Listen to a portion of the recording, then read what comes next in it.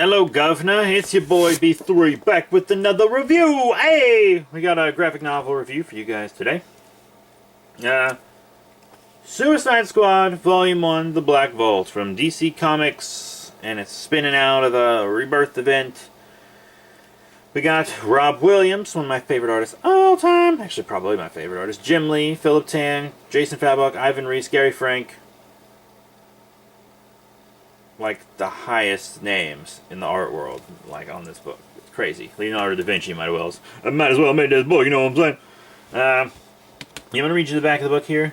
You don't have to be crazy to work here, but it helps. Harley Quinn, Deadshot, Killer Croc, Enchantress. Captain Boomerang, Katana, they're dangerous. Pokérap.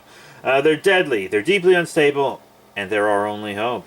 They're the Suicide Squad, assembled by the tough-as-nails intelligence expert Amanda Waller, and overseen by disgraced military genius Colonel Rick Flag. The men, women, and monsters of the Suicide Squad, a.k.a. Task Force X, do the jobs that are too dirty for any superheroes to soil their capes for. Their latest mission should be easy enough: recover a powerful cosmic weapon called the Black Vault from enemy hands. But what happens when they discover that the Black Vault is guarded by the Annihilation Brigade, a Russian counterpart to Task Force X that makes the Suicide Squad look like a sewing circle? Trapped in a fortress hundreds of feet below the Arctic waters, the Suicide Squad must fight for survival against the greatest threat they've ever faced, all while gaining a mysterious new recruit and losing one of their own in a brutal twist that not even Amanda Waller could see coming. Legendary artist Jim Lee teams up with writer Rob Williams, and a who's who of top comic talent for Suicide Squad Volume 1, The Black Vault, exploding from DC's blockbuster Rebirth event, and starring the characters you love and hate from the smash hit movie. This graphic novel is a great jumping on point for new readers, collects issues 1 through 4 in the Suicide Squad Rebirth one-shot. Well, I will agree with that. This is a great jumping on place for new readers, because the entirety of New 52 Suicide Squad sucked ass. I think they put it back to number 1 like twice at least, because they kept trying to make Suicide Squad work in the New 52, and it just didn't. It was terrible. It was awful. They wanted it to work so badly, but alas, they couldn't make it happen. Sorry, Deadshot. Even when they killed his ass, they couldn't get it to work. But it's a pretty cool lineup. You know, you got Enchantress, Killer Croc. I really like Killer Croc on the Suicide Squad team. You got Flag, who was only added to the book because he was in the movie. Captain Boomerang, Katana, Deadshot, Harley Quinn. Pretty much the exact fucking lineup from the movie. So, coincidence? No. No. Slipknot's not here, but he wasn't really in the movie either, was he? It's got fantastic art. Jim Lee, great job. The thing about Jim Lee, though, I feel like modern Jim Lee does like 2 volumes of a book at most and then leaves. Jim Lee does art on a ongoing for a little bit and then he bounces. I feel like Jim Lee never sticks around for a full ongoing anymore, which is a shame because his art is simply the best. You know, we see all kinds of fun Suicide Squad fighting action, lots of shooting, lots of punching and kicking. Harley Quinn quips. One of the great things about Harley Quinn, I'm gonna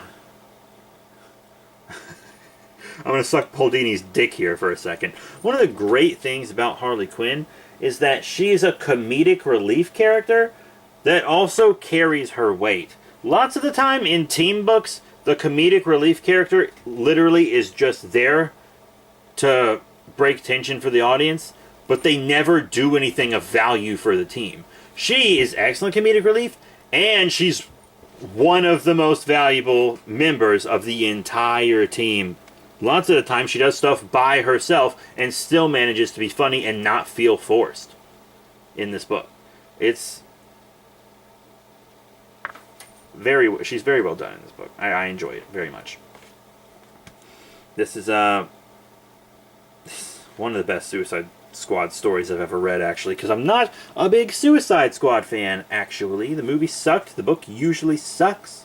I like the idea of the villain team being forced to do anti-hero Black Ops stuff. That's pretty YOLO. That's pretty Gucci Gang. That's pretty swagger. That's pretty on fleek. So they get to the Black Vault, and it turns out the Black Vault is indeed a portal. A portal to what? The goddamn Phantom Zone. General Zod pops out of this thing. They fight. Spoiler alert, he quote-unquote kills Captain Boomerang, but he doesn't really kill Captain Boomerang, obviously, because Captain Boomerang's too popular. Captain Boomerang comes back almost immediately. In Volume 2, he comes back. I'll review Volume 2 at some point. Honestly, I don't feel like rereading it yet, which is why I'm not going to do it right after this. Because I also want to... I do want to reread Justice League Suicide Squad, though. That would be fun.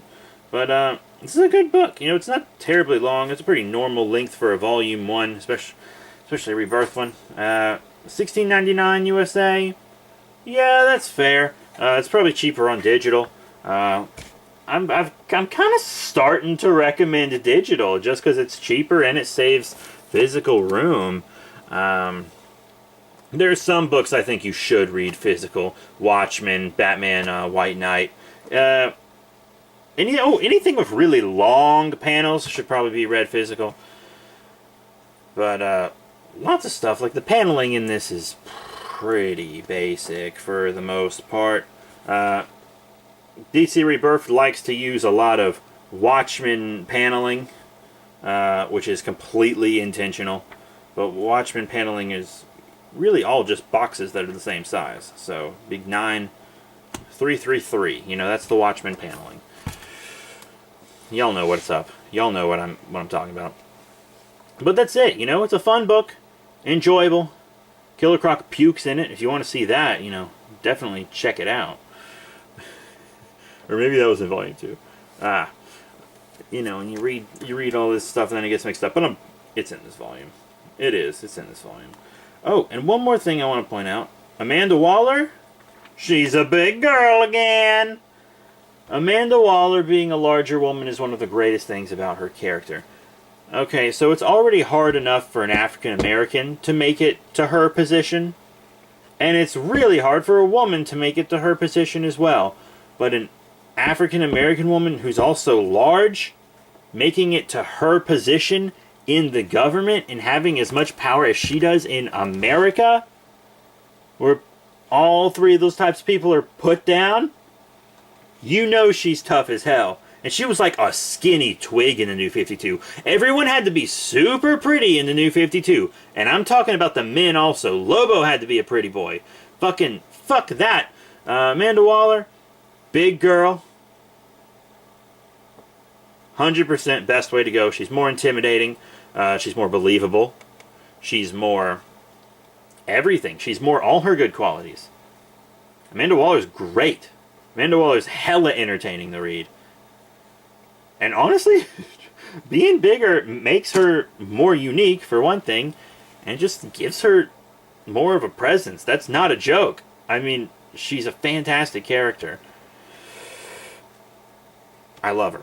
But, that's it. Thank you all very much for your support. Remember to rate, comment, and subscribe. Check out all the cool links in the description below. Facebook, Twitter, etc. Remember to check us out on Patreon. I post a lot of content on Patreon. So, seriously, Patreon, please. I'm literally begging you, support us on Patreon. We have no money. Comics are expensive. Well, I've had this one since it came out, but still.